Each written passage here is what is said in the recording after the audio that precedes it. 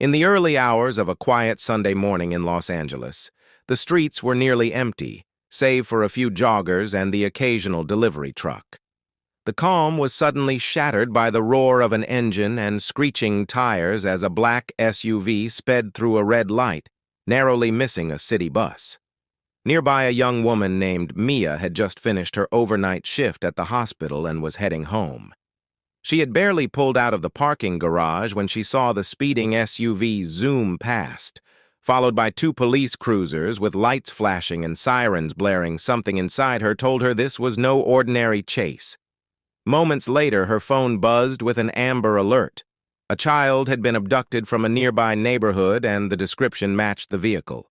Maya felt a chill run down her spine. Without thinking, she made a U-turn and began to follow the chase, keeping a safe distance but alert. She had served 2 tours in the Army as a field medic and knew how to stay calm under pressure. As the chase weaved through the streets, she noticed the suspect taking sharper turns, trying to shake the police. Maya anticipated the moves and cut through alleyways to keep the SUV in sight. Finally, the vehicle turned into a dead end in an industrial area with nowhere to run. The suspect jumped out, leaving the vehicle idling, and tried to escape on foot. Mia pulled up just as the police arrived, but she didn't wait. She ran to the SUV, opened the back door, and found a terrified little boy strapped into a car seat. His face wet with tears, she unbuckled him gently, whispering reassurances, and carried him out. Just as the officers swarmed the scene, the suspect was caught a block away, hiding behind a dumpster. The boy was reunited with his mother within the hour, and the moment was caught on camera, showing Mia handing the child to a tearful officer. News outlets picked up the story, calling her the guardian medic of Ley when asked why she intervened. She said, "If that were my child, I'd hope someone wouldn't hesitate." Mia was honored by the city and the hospital she worked at, but she returned to work quietly the next day, taking the same route home as always. Only now her city saw her not just as a nurse but as a protector, a silent guardian who followed her instincts and changed the course of one family's life forever. That moment became a spark for her. Mia was inspired by the outpouring of messages from strangers thanking her for her bravery. Many of them shared stories of moments when they too had been helped by someone who simply cared, and it reminded her why she chose to serve others in the first place. Weeks passed, and Mia found herself asked to speak at local schools about courage and kindness.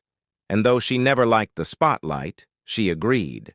She told them how it's not about being fearless, but about acting. Even when you are afraid, she encouraged students to trust their gut, to stand up for what's right, and to never underestimate the power of one good choice. The impact was greater than she expected.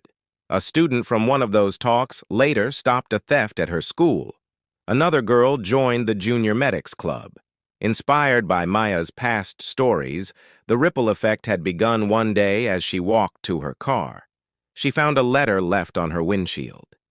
It was from the mother of the rescued child. It read, "Thank you for saving my son. You didn't just save his life, you gave me back mine too." Mia read the letter slowly, tears filling her eyes. She had saved many people in her life, but this was different. This was personal. And it brought her a kind of peace she had never known before. Months later, on another quiet morning, Mia spotted a car swerving wildly ahead. She immediately called 911 and followed from a distance, guiding police to the location. It turned out the driver was a disoriented elderly man who had forgotten to take his medication and gotten lost once again. Mia's quick thinking prevented tragedy and saved another life. She was no longer just a nurse. She had become a quiet force in her community. The police began to invite her to participate in community safety campaigns. Local media regularly highlighted her small acts of courage, and parents told their children stories about the brave nurse who once chased a car to save a boy and now helped everyone she could still. She never let it change her. She still brought her lunch in a simple brown paper bag, still took night shifts at the hospital, and still smiled kindly at every patient. Even the difficult ones, it was her nature to serve, not for recognition, but because it was right. One evening, her hospital was alerted of a multiple casualty accident on the freeway. The emergency room was overwhelmed. Maya immediately took charge, triaging patients, coordinating with doctors, and comforting families. When the dust settled, several lives had been saved because of her leadership and calm under pressure. A colleague asked her, "How do you stay so strong?"